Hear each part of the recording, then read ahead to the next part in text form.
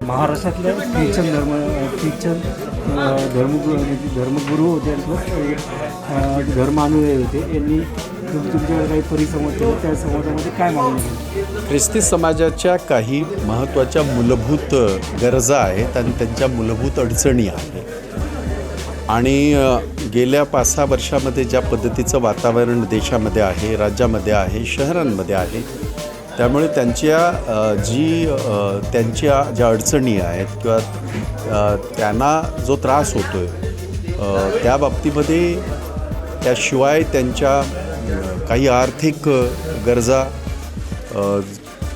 Education म्हणजे शैक्षणिक संस्थांच्या अडचणी सरकारकडे असलेल्या, मग लीज लँडच्या असतील किंवा बाकीच्या सगळ्या असतील, त्या सगळ्याच्या बाबतीमध्ये मला एकदा ख्रिश्चन समाजाजवळ मला अध्यक्ष म्हणून मुंबईचा मला त्यांच्याजवळ संवाद साधायचा होता. आणि माझी सहकारी जेनेट डिसूजा जे ऑल इंडियाच्या आमच्या महिला काँग्रेसच्या त्या नेते आहेत, त्यांनी ही अपॉर्च्युनिटी आमचं गेले 1 महिनाभर आमचं चाललं होतं या बाबतीमध्ये.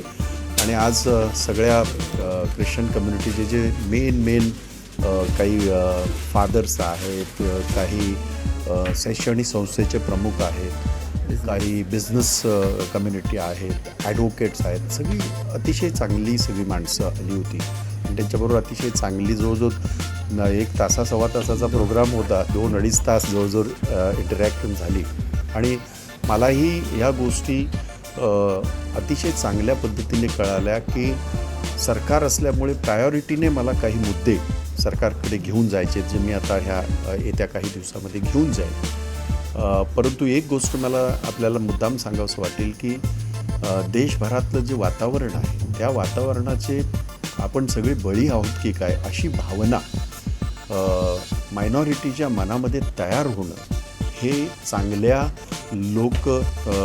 याचं आपण ज्या लोकशाहीमध्ये राहतोय, हे चांगलं त्याचं लक्षण नाही. आणि म्हणून त्यासाठी आपल्याला सगळ्यात जो एकत्र करून आणि जो सगळ्यात कमी ह्याचा असतो त्याच्याकडे खरं जास्त लक्ष द्यायला पाहिजे, जे काँग्रेसने केलेलं आहे. मला असं वाटतं की ही एक चांगली इंटरॅक्टिव्ह आमची मीटिंग झाली आणि दर 6 महिन्याने आम्ही भेटायचं ठरवलेलं आहे. त्यांचे जे काही मागण्या आहेत, काही त्यांचे इश्यूज आहेत, ते मी सरकारकडे मांडणार आहे. काही माझ्या अखत्यारीत आहेत मुंबईच्या त्यांच्या रिप्रेझेंटेशनच्या बाबतीमध्ये, तेही मी सरकारकडे मांडणार आहे. आणि माझ्याकडे जे असतील त्याचा मी हे करणार आहे, लक्ष देणार आहे. बहुत सारी एरियाज़ में बातें कवर हुई, जैसे कि बिजनेस एरिया हो गई, एजुकेशन एरियाज़ हो गई, और बहुत सारी एरियाज़ में आज बात हुई. उसके बारे में आपका क्या कहना है? ऐसा है कि क्रिश्चियन कम्युनिटी के, माइनॉरिटी के अपने मसले हैं, उनके इश्यूज़ हैं. उन इश्यूज़ के बारे में हमेशा कांग्रेस इनिशिएटिव लेती है. मैं जब अध्यक्ष बना 2 महीने पहले, तो हमारी नेता, महिला कांग्रेस की राष्ट्रीय नेता जेनेट डिसूजा से मेरी बात हुई थी कि मुझे एक बार मिल के जो प्रायोरिटी पे जो इश्यूज़ है, जैसे एजुकेशन, जो हमारी संस्थाएं हैं उनका लीज़ ख़त्म हो गया है, और फिर तरह तरह की डिफ़िकल्टीज़ है, अड़चनें हैं, तो उसके बारे में बात हुई. जो हमारी सरकार है, तो मैं सरकार के पास ये सारे इश्यूज़ ले जाऊंगा. उसके अलावा बाकी भी बहुत सारी इश्यूज़ है, जैसे गाँवठन का इशू है.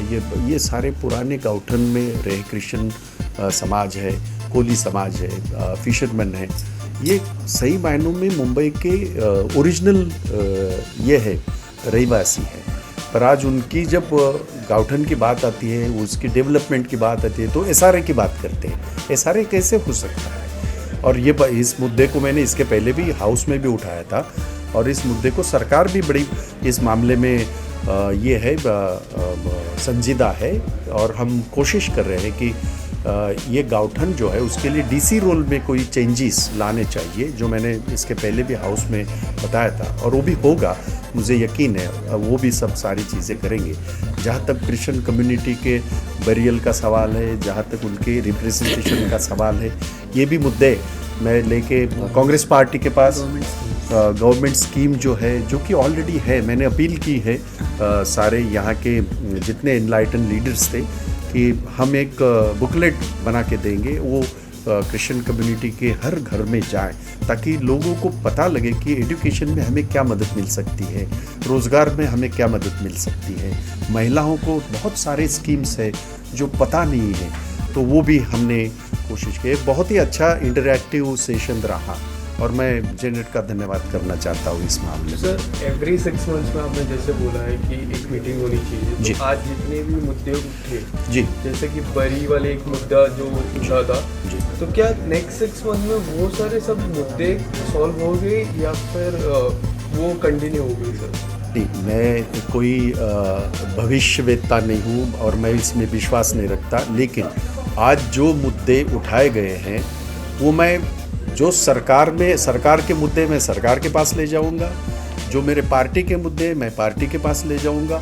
और इतना ज़रूर कहूँगा कि मैंने जो कहा है कि 6 महीने के बाद जब हम मिलेंगे तो हर एक को ये महसूस होगा जो मुद्दे आज उठाए गए उसके बारे में 2 कदम हम आगे चल चुके हैं। हो सकता है कि उसमें कुछ में निर्णय आए, जैसे मैंने कहा काउटन के बारे में डीसी रोल में बदलाव 6 महीने में नहीं आता, एक प्रोसेस है वो, पर वो प्रोसेस शुरू होनी ज़रूरी है। जो मैंने हाउस में भी ये मुद्दा उठाया था, मुझे ऐसा लगता है कि एक कदम भी अगर हम आगे जाते तो इस तरह के मीटिंगों का, इस तरह की गैदरिंग का कोई मकसद सफल हुआ ऐसा मुझे नहीं। मुंबई में बहुत सारे एरियाज में कोरोना केसेस बढ़ रहे हैं, क्या आने वाले सप्ताह में मुंबई में भी लॉकडाउन घोषित हो सकता है?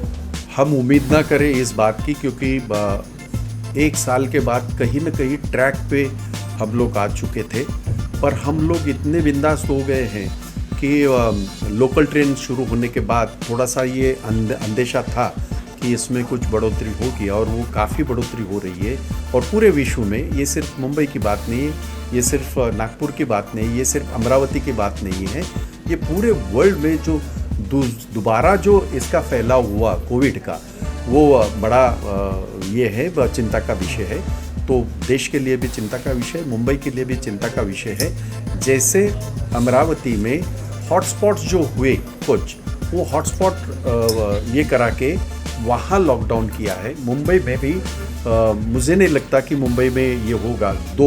थोड़ा सा केसेस बढ़ रही है मैं जानता हूँ, लेकिन मुंबई महानगर पालिका के सारे ऑफिसर्स जो है और मुंबई महानगर पालिका है, हमारी महागढ़ की सरकार है, इस बात के ऊपर बहुत ही ज़्यादा ये है, फोकस है, और कोशिश करेंगे कि इस तरह का कोई लॉकडाउन आने की नौबत ना पड़े।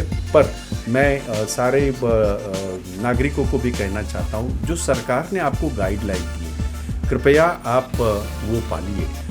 मेरा मास्क मेरे हाथ में है क्योंकि मैं बात कर रहा हूँ, इसलिए चाहे वो मास्क की बात हो, चाहे सोशल डिस्टेंसिंग की बात हो, चाहे हो ये सारी ये चीज़ें हमें पालनी होगी। और क्योंकि इस महामारी के बारे में हमारे पास कोई गाइडलाइन नहीं है, विश्व के पास नहीं है, तो ये चीज़ें जो हम कर सकते हैं, जो सरकार ने गाइडलाइन दी है, मेरा परिवार, मेरी जिम्मेदारी, मैं जिम्मेदार, वो सारी चीज़ें करनी चाहिए। Thank you so much.